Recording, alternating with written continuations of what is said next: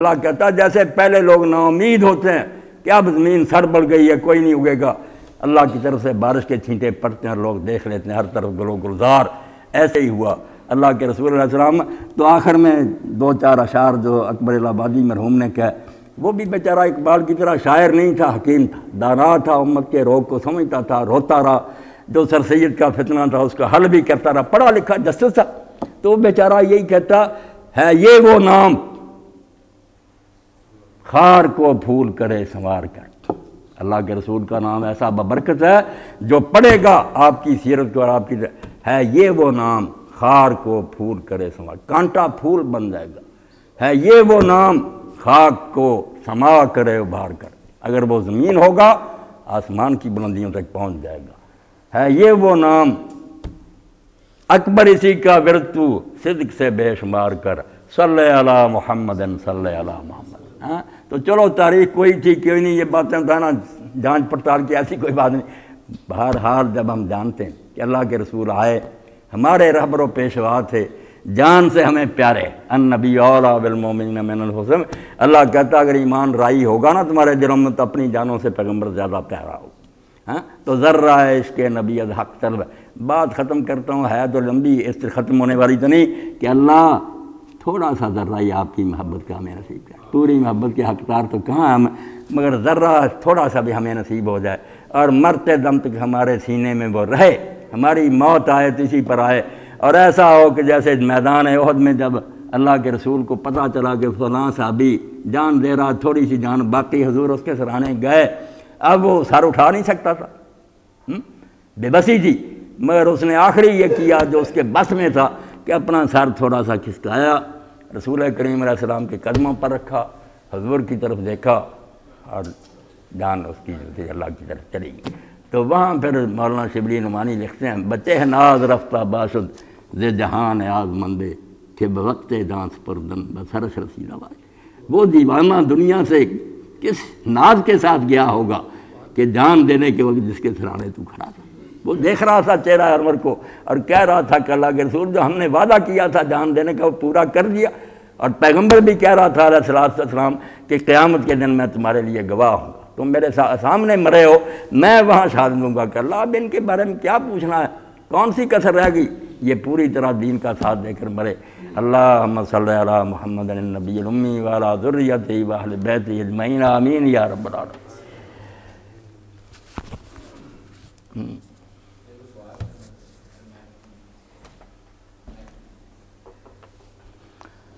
بارہ منٹ رہ گئے. رفیق صاحب آپ بھی آئے ہیں، آپ کے ساتھ دوست بھی ہیں ماشاءاللہ. کسی کے ذہن میں بھی افسر صاحب خیریت ہے، بڑی خوشی.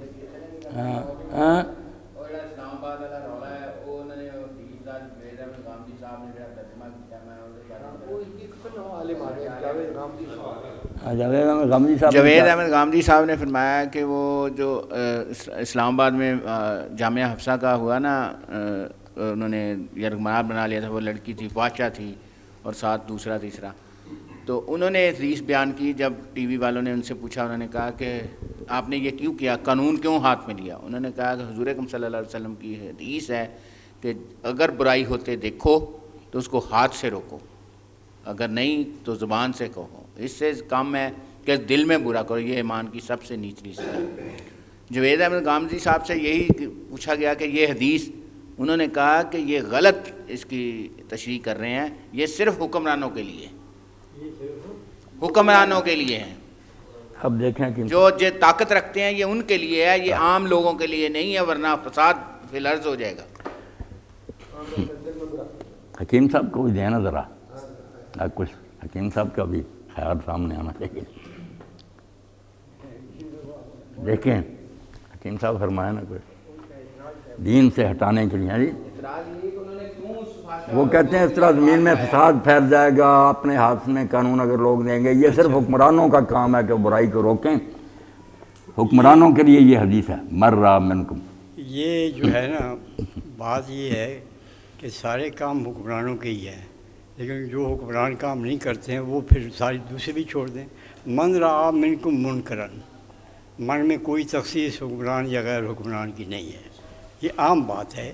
یہ جس حد تک بھی بس چلتا ہے اس کو اس حد تک ہے. لیکن ظاہر ہے کہ کوئی اسلام جو ہے وہ بدنظمی نہیں چاہتا، وہ کوئی نظم چاہتا ہے. اصل بات یہ ہے کہ خود بدلتے نہیں قرآن کو بدل دیتے ہیں. ہوئے کس درجہ فقیہان حرم بے توفیق. اللہ. یہ جو ہے اپنے آپ کو قرآن میں ڈھالنے کی بجائے کہ وہ نظر آئے کہ قاری نظر آتا ہے حقیقت میں قرآن، اس کی بجائے یہ چاہتے ہیں کہ قرآن کو اپنے اندر ڈھال دیں. تو اس طرح کی چیزیں جو ہیں امر بالمعروف اور نہی عن المنکر کا اتنا وسیع مسئلہ ہے. اصل یہ ہے کہ یہ کام حکمرانوں کا ہے حکم دینا، لیکن اگر حکمران حکم نہ دیں تو پھر کیا امر بالمعروف اور نہی عن المنکر جو اس کو چھوڑ دیا جائے.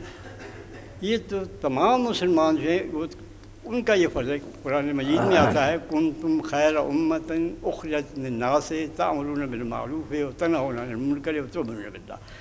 قرآن مجید یہ بتاتا ہے کہ تم ایک امت بہترین امت ہو. کیوں؟ اس کی وجہ کیا ہے؟ وجہ یہ ہے تمہیں اس وجہ سے میدان میں لایا گیا ہے. تمہارا منصب یہ ہے کہ تمہاری یہ صفات ہیں. کیا صفات ہیں؟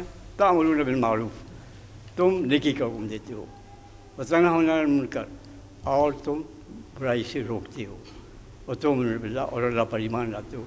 یہ تو امت کے ہر فرد کا قرآن مجید کی روح سے یہ بہترین امت جو ہے اس کی صفات یہ بنائی گئی ہے. گویا یہ شرائط ہیں. یہ شرائط ہیں کہ اگر تم خیر امت کی منصب پر رہنا چاہتے ہو تو پھر یہ صفات تمہیں اپنے اندر پیدا کرنی ہوں گی. جس طرح کہ آپ دیکھیں کہ قرآن مجید کے اندر ایک اسلامی حکومت کے بارے میں جو کچھ کہا ہے الذین مکناہم فی الارض اقاموا الصلاۃ وآتوا الزکاۃ وامروا بالمعروف ونہوا عن المنکر، کہ اگر ہم انہیں زمین میں حکمرانی ادا کریں تو پھر وہ کیا کریں گے؟ نماز قائم کریں گے، زکوٰۃ کے ادا کا نظام بنائیں گے، اور امر بالمعروف کریں گے، نہی عن المنکر کریں گے. اب اگر حکمران اگر بے حیائی پھیلائیں تو پھر وہ ان کو بے حیائی پھیلانے دیں. آپ حیا کے بارے میں کوئی ترقی نہ کریں. اگر وہ یہاں رشوت کو رواج دینا چاہے تو پھر آپ اس کے راستے میں کوئی رکاوٹ کھڑی نہ کریں. یہ جو کچھ ہو رہا ہے اس رکاوٹ کی وجہ سے ہی پیدا ہو رہا ہے. اگر ایک جج جو ہے وہ یہ فیصلہ نہ دیتا کہ یہ جو ہے یہ ہو رہی ہے، یہ یہاں زیادتی ہو رہی ہے ہر میدان میں، تو پھر کیا ہو اس کا؟ کوئی یہاں کسی کی ضرورت ہو سکتی چیزیں کچھ کرتا. اب ہر ایک کی زبان کھلی ہوئی ہے کہ کیا کر رہے ہیں یہ. تو یہ جو ہے یہ ہر جو جج کی کرسی پہ بیٹھا اس کا وہاں فرض ہے کہ وہ امر بالمعروف کرے. جو نیچے بیٹھا ہوا ہے اس کا فرض ہے، جو گلی میں جا رہا ہے اس کا فرض ہے کہ راستے میں اگر کوڑا کرکٹ پڑا ہوا ہے تو اس کو اٹھانے کے لیے کیا کہ یہ اس کو صاف کرو. اب ہر بات کے لیے حکومت کو کرو، اور حکومت بھی وہ ہو جو انسانوں کو تلاش کرنے کی بجائے ان کو غائب کرتی ہے، ان سے پیسے وصول کرتی ہے. کھانے والوں کو بجائے پکڑنے کے اس جج کو پکڑ لیتی ہے جو کہ اس کھانے والوں کے معدے سے وہ نگلی ہوئی جو ہے دولت نکالتا ہے. تو اس سے آپ یہ توقع رکھتے ہیں کہ حکومت آگے بڑھے گی اور حکومت اس کو روکے گی. یہاں تو یہ ہے کہ ہاں جو کام ہو وہ ایک منظم طریقے سے ہو، لیکن ہر کام منظم طریقے سے جو ہے وہ ہر وقت نہیں ہو سکتا ہے. آپ ایک ایسا منظر دیکھتے ہیں جو آپ کے بس میں ہے اور وہ آپ کے ساتھ اور کوئی نہیں، آپ اس کو روک سکتے ہیں تو روک دیں. اس کا اثر جو ہے وہ یہ ہے کہ ایک حکمران بھی پھر یہ سمجھتے ہیں کہ یہاں مزاحمت ہے، یہاں اگر یہ قدم اٹھائیں گے تو آگے سے اس کی مزاحمت ہوگی. اگر آپ مزاحمت نہیں کریں گے تو پھر تو وہ سمجھیں گے کہ نرم چال ہے. یہ ہے ایسا فائدہ.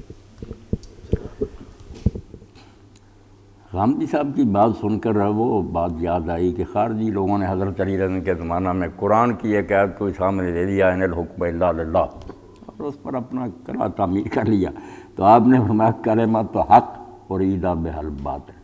بات تو سچی ہے مگر جو نتیجہ نکال رہا ہے وہ باطل ہے. غامدی صاحب جو کہہ رہے ہیں نا کہ واقعی اگر ہر شخص ایسا ہی کرنا شروع کر دے تو خانہ جنگی ہوگی نا.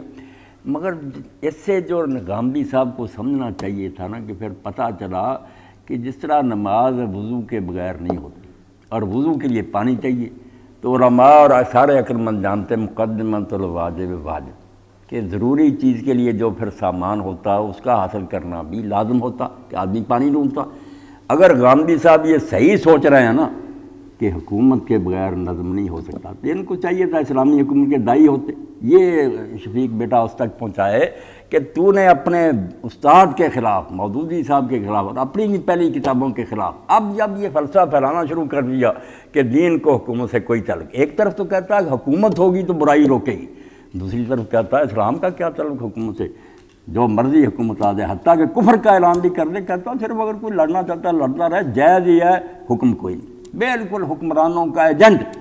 اگر تو واقعی سمجھتا تھا کہ نہیں عن المنکر کے لیے حکومت چاہیے، تو جیسے پھر ضروری چیز کے لیے اس کا سامان بھی حاصل کرنا، عمارت بنانا ضروری ہے، تو اس کے لیے سیمنٹ وغیرہ حکومت کے لیے پھر پرچار کر کہ اسلامی حکومت کے لیے لوگوں اٹھو قائم کرو، پھر تو آپ کی بات ہوتی دیانتداری والی۔ دوسری طرف آپ بیڑا کر رہے ہیں کہ نہیں حکومت کے لیے کوئی کوشش نہیں کرنی چاہیے، ہو جائے ٹھیک ہے، نہیں ہو جائے بس کسی ملک میں بیعہ بنائیں، اللہ اللہ کریں، تبلیغ کریں، تو پتہ چلا کہ یہ ساری باتیں بددیانتی پر مبنی ہیں۔ ورنہ صحیح بات یہ تھی کہ اگر واقعی اسٹیٹ کے بغیر برائیوں کو نہیں روکا، ٹھیک ہے بات، تو اسٹیٹ کو حاصل کرنے کے لیے پھر کوشش مسلمانوں پر فرض ہے کہ وہ اسلامی حکومت قائم کرنے کے لیے کوشش کریں۔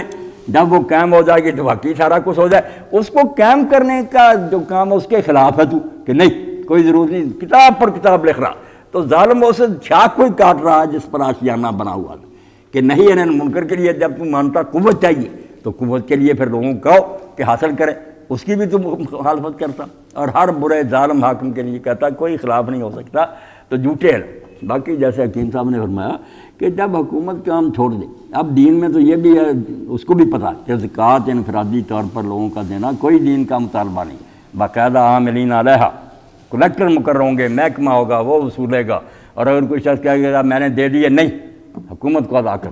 مگر اب جب حکومت نہیں کرتی تو غامدی صاحب پھر یہ زکوٰۃ جو ہے لوگ دینی انفرادی بھی چھوڑ دیں تو نتیجہ کیا نکلے؟ نماز کے لیے بھی یہی حکم ہے کہ وہ مؤذن مقرر کریں، امام مقرر کریں، مسجدوں کا اہتمام حکمران کریں، جمعہ کی نماز جو ہے اس کا خطبہ خود امیر المومنین دے، علاقوں میں گورنر پڑھائیں۔ مگر جب یہ ظالموں نے چھوڑ دیا تو لوگ اگر آپ کی بات پر چل جاتے تو آج سرے سے جمعہ اور عید وغیرہ کا نشان بھی نہ ہوتا، لوگوں کو پتہ بھی نہ ہوتا کہ یہ بھی کوئی بات تھی۔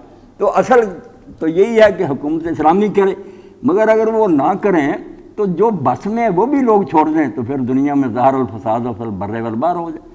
یہی حالت ہے کہ ایک عالم دین کا ہے کہ وہ بیچارے دنیا سے تنگ آ کر نا ظالم حاکم تھے، قبرستان میں انہوں نے اپنا مکان بنا لیا، بات کرتے، ایک دن شہر کی طرف نکلے تو انہوں نے دیکھا کہ موسیقی کے سامان ہیں لوگوں کے پاس، موسیقی کے آلات اٹھائے ہوئے ہیں، باجے وغیرہ نکلے، حاکم وقت کے حال سے نکلے، نصر بن سیار ہی تھا غالباً۔ انہوں نے جب دیکھا نا تو یہ کہنے لگے، عمر بھی زیادہ تھی، کہ آج اپنا نام لے کر کہا کہ اللہ کی طرف سے امتحان آ گیا، اگر میں چپ رہوں اور اس برائی کی مزاحمت نہ کروں تو اللہ کو کیا جاؤ۔ لاٹھی اٹھائی، توڑنا شروع کر دیا، اور ان کے بھی لاٹھیاں لگائیں، وہ بھاگے چیختے، وہاں حاکم کے محل میں جا داخل ہوئے، یہ بھی پیچھے۔ انہوں نے کہا اس نے بزرگ نے ہمارے سامان کو بھی تباہ کر دیا، ہمیں بھی مارا، یہ بھی پہنچے۔ تو اس نے کہا کہ آپ کو کس نے موت سے مقرر کیا؟ یہ جو آپ داروغہ بن گئے ہیں اور لوگوں کو سزائیں دیتے ہیں اور کوڑے لگاتے ہیں، کس نے آپ کو موت سے مقرر کیا؟ انہوں نے بڑی جرأت سے کہا کہ مجھے اس نے موت سے مقرر کیا جس نے آپ کو یہ تخت دیا، جس نے آپ کو یہ حکومت بخشی نا، اللہ، اس اللہ نے مجھے موت سے مقرر کیا۔ وہ کہتا اچھا میں خوش ہوا ہوں، میں آپ کو اپنی طرف سے اب یہ عہدہ دیتا ہوں، آپ یہ کام کیا کریں جہاں بھی برائی ہو۔ انہوں نے کہا آپ نے اگر مجھے عہدہ دیا تو کل آپ مجھے معذور بھی کر سکتے ہیں، آج دیتے ہیں کل ہی کہیں گے استعفیٰ دو، میں آپ کا دیا عہدہ نہیں لیتا۔ بس اس نے مجھے عہدہ دے دیا کہ برائی روکو، میں اس کی طرف سے موت سے خوش ہو کر کہنے لگا کہ اچھا کوئی حاجت ہے تو مجھ سے مانگو۔ انہوں نے کہا میری 3 حاجتیں ہیں، ایک تو میری پچھلی عمر لوٹا دے، میں جوان ہو جاؤں۔ اس نے کہا میرے بس میں نہیں۔ جب ملک الموت آئے تو اس سے کہہ دینا کہ ابھی اس کو اور مہلت دو۔ اس نے کہا کہ منٹ کی مہلت بھی نہیں میں لے سکتا، میں تو خود بھی بس۔ جب حساب ہو قیامت کے دن اس نے اللہ تعالیٰ سے مجھے جنت میں جانے کا نا حکم نامہ لے دینا۔ اس نے کہا میں بیچارہ کون؟ اس نے کہا کہ میں ان میں سے کوئی کام نہیں کر سکتا، تو جس کے ہاتھ میں یہ سارے کام میں اس کے سامنے کیوں نہ روتا رہوں، اس سے ہی گڑگڑاؤں گا، مانگوں گا۔ تو حاکم نے بھی بعد میں کہا یار جو لوگ ایسے ہوتے ہیں انہوں نے پھر کیا پرواہ کہ نصر حکومت کر رہا ہے یا کون کر رہا، جب وہ بے نیاز ہوتے ہیں کسی سے کچھ چاہتے نہیں تو کوئی ان کو جھکا نہیں سکتا۔ جھکتے وہی ہیں، کرتی ہے حاجت، کرتی حاجت شیروں کو روبا۔ جب شیر بھی بیچارہ ضرورت مند ہو جاتا ہے لومڑی بن جاتا، محتاج آدمی کا کوئی دین مذہب نہیں ہوتا، جو بے نیاز ہوتا نا وہ مسکین ہوتے ہوئے ہی سب سے بڑا بہادر ہوتا۔ تو دعا فرمائیں الحمدللہ رب العالمین۔ والصلاۃ والسلام علی رسول الکریم سیدنا و نبینا و مولانا محمد وعلی آلہ و اصحابہ اجمعین اللہم انصر من نصر دین محمد صلی اللہ علیہ وآلہ وسلم وجعلنا منہم واخذل من خذل دین محمد صلی اللہ علیہ وآلہ وسلم ولا تجعلنا منہم اللہم استعملنا بسنت نبیک وتوفنا علی ملتہ وعیذنا من مضلات الفتن اللہم مقلب القلوب ثبت قلوبنا علی دینک اللہم مصرف القلوب صرف قلوبنا علی طاعتک اللہم انصر الاسلام والمسلمین واخذل الکفرۃ والمشرکین وصلی اللہ تعالی علی عبد اللہ ورسولہ خاتم النبیین سیدنا و مولانا محمد وآلہ واصحابہ اجمعین آمین یا رب العالمین۔ ٹائم 8:30 کر لیا ٹائم کہتے ہیں کہ ہم دن کو بڑے ہو کہ 8:45 کر دیں 8:45 کر دیں